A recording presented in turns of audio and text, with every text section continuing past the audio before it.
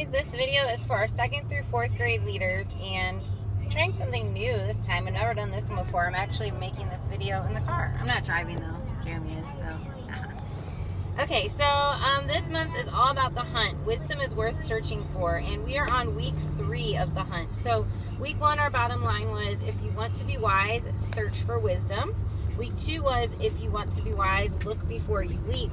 And this week, are we on week 3? Yeah, we're on week 3. Our story is about Rehoboam and listening to fools. So our bottom line is, if you want to be wise, hang out with wise people.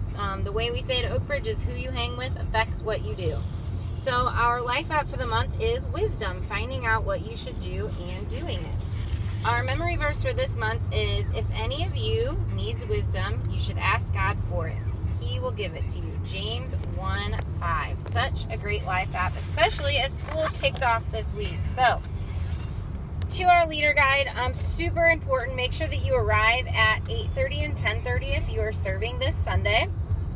You guys are really leading the way and kicking off our huddles. So that means meeting together at 8:30 and 10:30 to pray with your team. And this week, just really praying that your small group would be positive, wise influences on the people around them.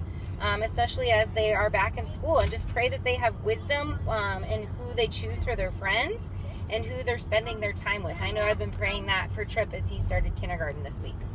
So at 8:40 and 8:40 and 10:40, when kids start to arrive, as they join your circle, ask about their week, ask about their first day. Make sure you know all their names. Be sure to make any new students feel very welcomed. And then this says spread out butcher paper. Instead of butcher paper, we're just going to have plain computer paper and your markers. And you're going to give each kid that comes in a piece of paper and have them draw their favorite character and their favorite character's friends. So you could say it could be from a TV show that they like, from a movie they like, from a book they like. And then they could work with a friend if they want to, or they can work by themselves. And as they work, just kind of ask them, so who are you drawing and why are they your favorite and who are their friends? Are their friends wise friends or unwise friends? And how do you know? So just kind of getting them to think about friendship. Then when service starts at 9 and 11, you're going to do an activity called Wisdom Quotes. So you're going to have an activity page that says Wisdom Quotes at the top. And then around your room, you're going to have a piece of paper that says A, and a piece of paper that says B, and a piece of paper that says C. So those are going to be taped around your room, and you're going to tell kids that you're going to read a quote that's about wisdom, and you're going to give them 3 choices about who said it, A, B, or C. And they're going to run to the letter that they think is correct. So you might want to play this with all the kids together in your room. And then you'll read the quotes one by one, give them time to choose their answer. They might ask who some of the people are and the choices, and you're just going to tell them after they choose their answer. So say, you just got to make your best guess. And then after they choose their answer, you can tell them who the person is. And if it's a quote from the Bible, you can tell them the verse after you reveal the answer. So to close that off, you're just going to say, those quotes were all about wisdom. Those quotes were all about wisdom, or were they just wise? This does not make sense. Those quotes were all about wisdom, or were just wise advice, weren't they? Okay, so they were wise advice or quotes about wisdom. I bet most of the people who said them would be good people to hang out with. Well, we're going to go to large group, and we're going to hear more about who we should spend our time with. So then you're going to head to large group and hear the story. It's not a very well-known story. So I would encourage you to, before you come on Sunday, where did I put that card? To read this story. It's from the book of 2nd Chronicles chapter 10. So look that up on your phone, on your Bible app, and I would read through that just so you're familiar with it for this Sunday. Then when you get back to your room after a large group, you're going to do an activity called Wise Friend or Not Wise Friend. So you're going to have a hula hoop for each small group, and you're going to gather the kids at the other end of your space and put the hula hoop at a separate end. And then you're going to tell kids that you're going to read a quote from this paper called Wise or Not Wise Quotes. And if the quote is something a wise friend would say, they're going to run to the hula hoop and cram themselves into it. And if it's something a not wise friend would say, they're going to run to the hula hoop, stop, and then they're going to run back to you. So they're not going to get in together with their friends.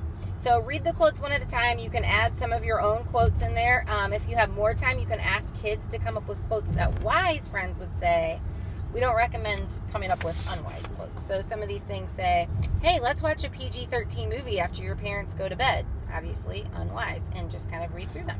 So you might want to be thinking of, you can pause it on the screen if you want to read through these. You might maybe want to just think in your head of some other wise or unwise quotes that you might hear from elementary students. So then to close that activity down, you'll just say, so guys, it's not always easy to figure out whether someone is a wise friend or not, but sometimes it can be pretty obvious. And when it is, we should choose to spend less time with someone who makes a lot of unwise choices. Why? Because we tend to act like the people that we're around. So if we spend a lot of time with people who don't make wise choices, we end up making unwise choices. Who you hang with affects what you do.